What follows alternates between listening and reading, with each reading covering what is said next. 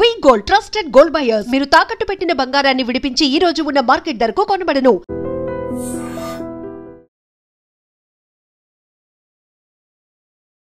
నమస్తే, welcome to I dream talking point with కవిత.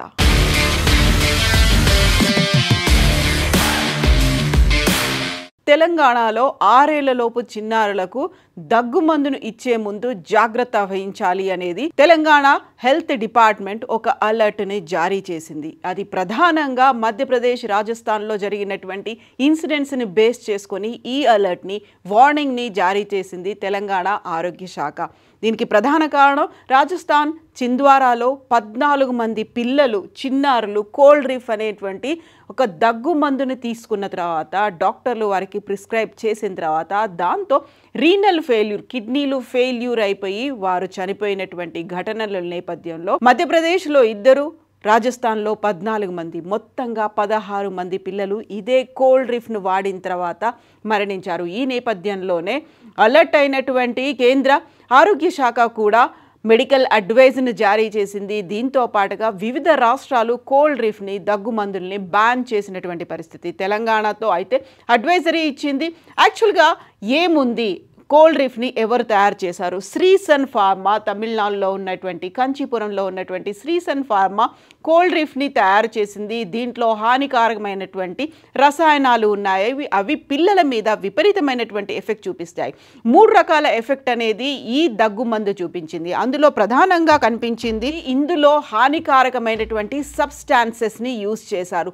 అది కూడా ప్రధానంగా విషపూరితమైనటువంటి రసాయనాలను ఇందులో డైల్యూషన్ కోసం ఒక ఆల్టర్నేట్ సొల్యూషన్గా వాడారు అనేది ఐడెంటిఫై చేశారు. అది కూడా పర్టికులర్గా శ్రీసన్ ఫార్మా తయారు చేసినటువంటి కోల్డ్ రిఫ్ బ్యాచ్ నెంబర్ SR13 కనుక ఉన్నట్టయితే మే 2025లో దానికి మ్యానుఫ్యాక్చరింగ్ డేట్ ఉంది. ఎక్స్పైరీ డేట్ అనేది ఏప్రిల్ 2027కి ఉన్నప్పటికీ కూడా serial number 13, batch number SR13 ఒకవేళ మార్కెట్లో కనుక ఈ మెడిసిన్ కనిపించింది, లేకపోతే డాక్టర్లు ఎవరైనా దీన్ని ప్రిస్క్రైబ్ చేశారు, కోల్డ్ రిఫ్ని కనుక ప్రిస్క్రైబ్ చేశారు అనుకుంటే హైదరాబాద్లో ఉన్నటువంటి మెడికల్ అండ్ హెల్త్ డిపార్ట్మెంట్తో పాటుగా డ్రగ్ కంట్రోల్ అడ్మినిస్ట్రేషన్ DCAకి కూడా ఇన్ఫామ్ చేయొచ్చు, కంప్లైంట్ చేయొచ్చు అనేది ఒక అడ్వైజరీని రిలీజ్ చేశారు. యాక్చువల్గా ఈ కోల్డ్ రిఫ్లో ఏముంది, కోల్డ్ రిఫ్కి సంబంధించి ఎందుకని ఇంత పానిక్ అవుతున్నారు, ఎట్ ద సేమ్ టైం దీన్ని ఎందుకు బ్యాన్ చేస్తున్నారు? దీంట్లో డైఇథిలీన్ గ్లైకాల్ అనేటువంటి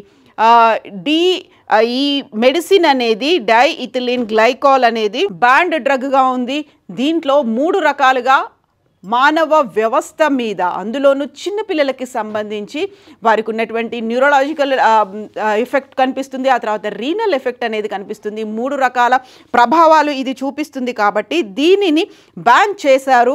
ఒక రకంగా మనుషులు కావచ్చు, లేకపోతే మనం వాడేటువంటి వస్తువుల్లో కావచ్చు, దీన్ని ఉపయోగించడానికి వీల్లేదు అనేటువంటి బ్యాన్ అనేది ఉంది. డైఇథిలీన్ గ్లైకాల్ని యూజువల్గా యాంటీ ఫ్రీజ్ లేకుంటే బ్రేక్ ఫ్లూయిడ్గా వాడుతూ ఉంటారు. అంటే అది బ్రేక్ చేస్తూ ఉంటుంది, ఒక ఫ్రీజ్ అవ్వకుండా. మనకు ఉన్నటువంటి వ్యవస్థలో ఏదైతే టిష్యూస్ అవి ఉన్నాయో, లేకపోతే రీనల్ వ్యవస్థ ఉందో, ఏదైతే మనకి న్యూరలాజికల్ వ్యవస్థ ఉందో దాని మీద ఎఫెక్ట్ చూపించేటువంటి ప్రభావం దీంతో పాటుగా ఉంది. దీన్ని ఎక్కువగా కాస్మెటిక్స్, లూబ్రికెంట్స్, లేకపోతే ఇతర వాణిజ్యపరంగా లభించేటువంటి ఇతర అంశాల్లో దీన్ని కెమికల్ సబ్స్టిట్యూట్గా, కెమికల్ సాల్వెంట్గా దీన్ని వాడుతూ ఉంటారు.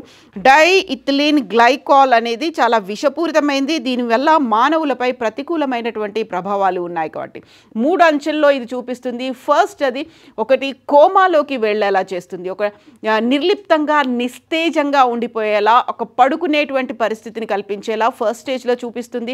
సెకండ్ స్టేజ్ అనేది న్యూరలాజికల్ ఎఫెక్ట్ అనేది చూపిస్తుంది, మానవుల నరాల మీద ఎఫెక్ట్ చూపిస్తుంది. థర్డ్ స్టేజ్లో రీనల్ ఎఫెక్ట్ మీద, కిడ్నీల మీద ఎఫెక్ట్ చూపిస్తుంది. కాబట్టి ఈ కోల్డ్ రిఫ్లో ఉన్నటువంటి డైఇథిలీన్ గ్లైకాల్ అనేది ఉంది కాబట్టి దాన్ని వాడకూడదు అనేటువంటిది. కేవలం ఇది మధ్యప్రదేశ్, రాజస్థాన్లో మాత్రమే కాదు, దీనికి సంబంధించి హిస్టరీ కూడా ఎక్కువగానే ఉంది. దీన్ని యాక్చువల్గా యూనియన్ హెల్త్ మినిస్ట్రీ కూడా ఒక అడ్వైజరీని జారీ చేసింది. దీన్ని ప్రిస్క్రైబ్ చేయకూడదు, వాడకూడదు అనేది. కోల్డ్ సిరప్స్, ఎవరైతే చిన్నపిల్లలకి సంబంధించి కాఫ్ అండ్ కోల్డ్ సిరప్స్ ఏవైతే ఉన్నాయో 2 years లోపు ఉన్న పిల్లలకి అస్సలే వాడకూడదు. ఒకవేళ 5 years వాళ్ళకి వాడాలి అనుకుంటే అందులోనూ కూడా చాలా జాగ్రత్తగా మైల్డ్గా ఉన్నటువంటి కోల్డ్ సిరప్స్ని మాత్రమే వాడాలి అనేది.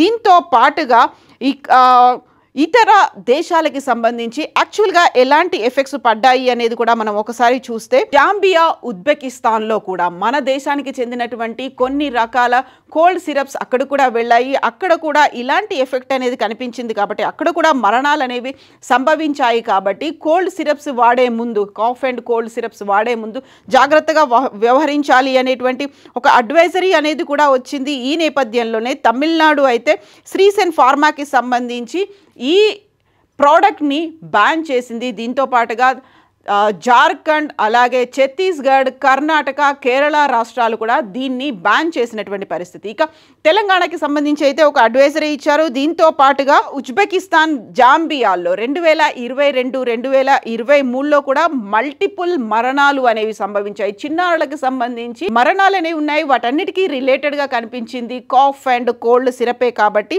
అది కూడా Indian made cough and cold సిరప్తో ఇది జరిగింది. జాంబియా అలాగే ఉజ్బెకిస్తాన్లో 90 మంది చిన్నారులు 2022, 2023లో కోల్డ్ సిరప్, కాఫ్ సిరప్ తీసుకోవడం వల్లే మరణించారు. కాబట్టి వరల్డ్ హెల్త్ ఆర్గనైజేషన్ అలర్ట్స్ని జారీ చేసింది ఇలాంటి ప్రోడక్ట్స్ వాడే ముందు జాగ్రత్త పడాలి అనేది.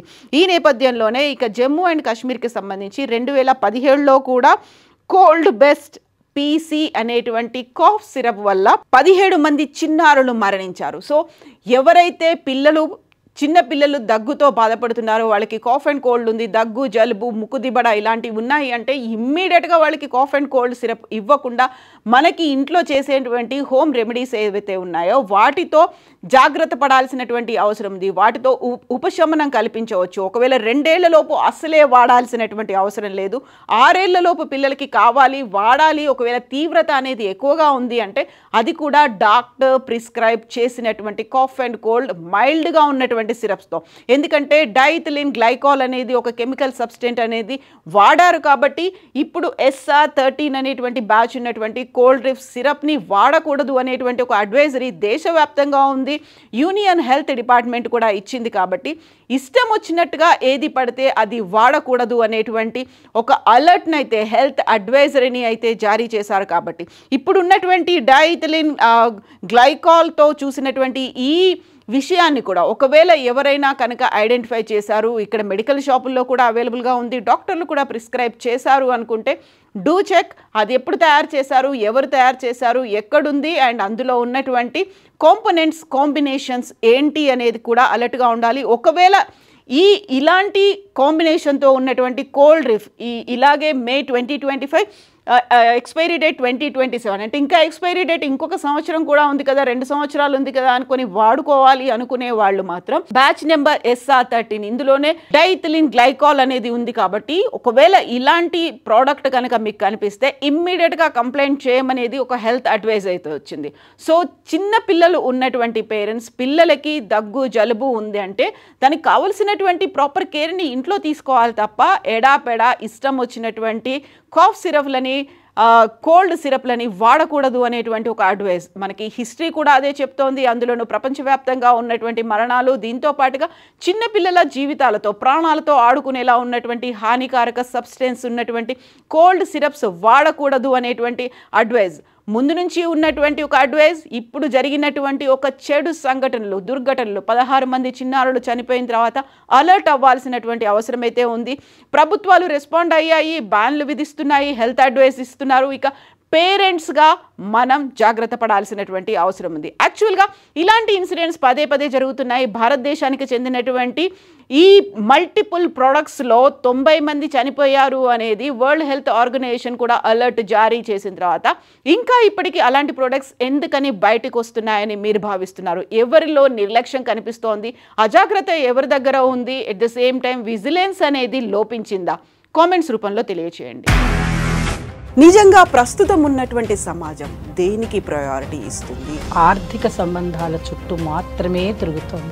మళ్ళీ ఎన్నికలంగానే చాలా విరక్తి కలుగుతున్నాం. మంచి అనిపిస్తుంది కదా, లేడీస్ కూడా ఛాలెంజింగ్ జాబ్స్ చేసినప్పుడు చాలా బాగుంటది. ట్రాఫిక్ అసిస్టెంట్స్ గా నియమించిన ట్రాన్స్జెండర్స్ అందరితో సాల్యూట్ చేయించుకుంటున్నారు. ఫుడ్ డెలివరీ ఇవ్వటానికి వెళ్ళినటువంటి డెలివరీ బాయ్ అనిల్ పై కళ్ళ ముందు